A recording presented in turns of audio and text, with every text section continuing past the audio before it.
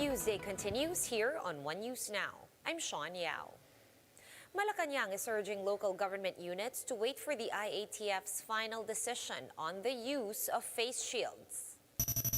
Presidential spokesperson Harry Roque said the interagency task force is still studying proposals on the matter.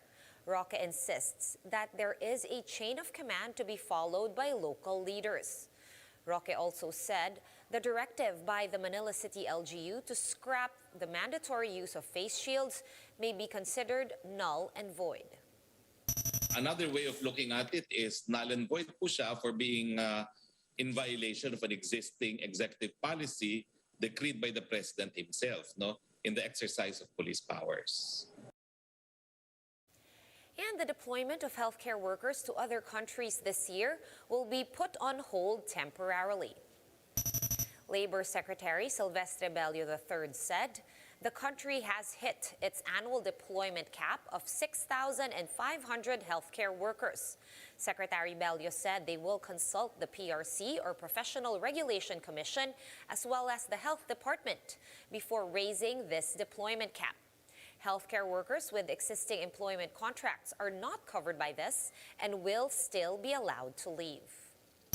Pag sinabi lang okay, maaaring dagdagan na naman natin ng another 1,500.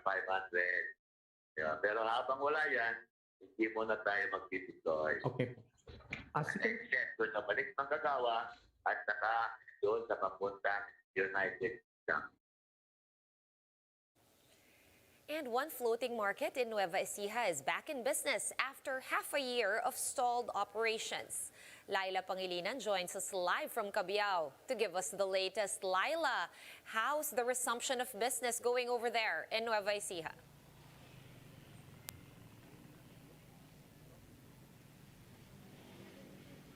Sean, the Cabiaoeños welcome the reopening of their floating market here in Nueva Ecija. The upcoming tourist destination in Cabiao is open to families from children ages 12 and above. The market had opened last December but had to close again last May after a spike in COVID-19 cases in the province.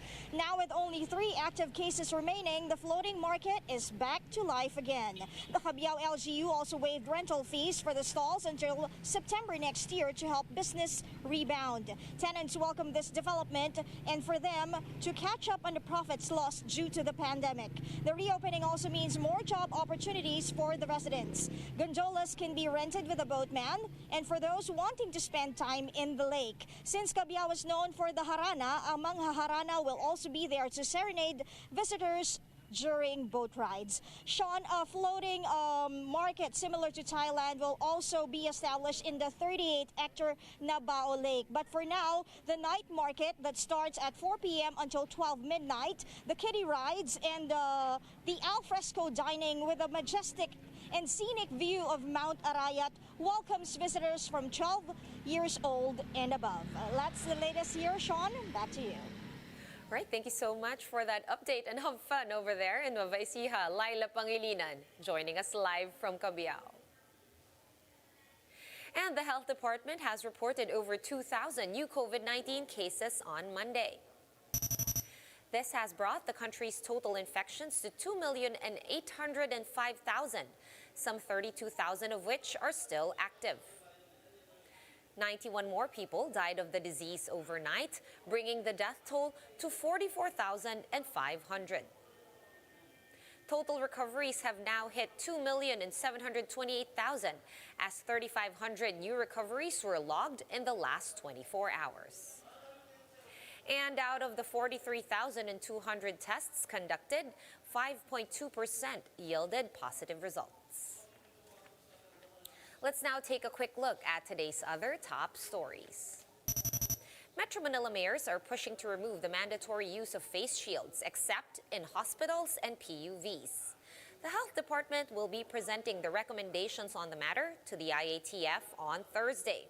But until then, the DOH is urging LGUs to wait for the IATF's final decision before implementing any policy. PNP Chief Guillermo Eleazar has led his final flag-raising ceremony as the country's top cop before his mandatory retirement on November 13. Eleazar believes that he was able to improve the PNP's image through internal cleansing policies during his short stint as PNP chief. And oil companies are implementing a price rollback on petroleum products starting tomorrow. Diesel prices are set to go down by 60 centavos per liter. A price rollback of 1 peso per liter on gasoline is also expected. For more updates, visit News 5, The Philippine Star, and Business World online. Visit our website, onenews.ph, for more in-depth analysis. You can also catch One News on the Signal Play app. Register for a free account at www.signalplay.com and stream One News live anytime, anywhere. Masks on, wash hands, and stay safe, Philippines. I am Sean Yao. We are One News.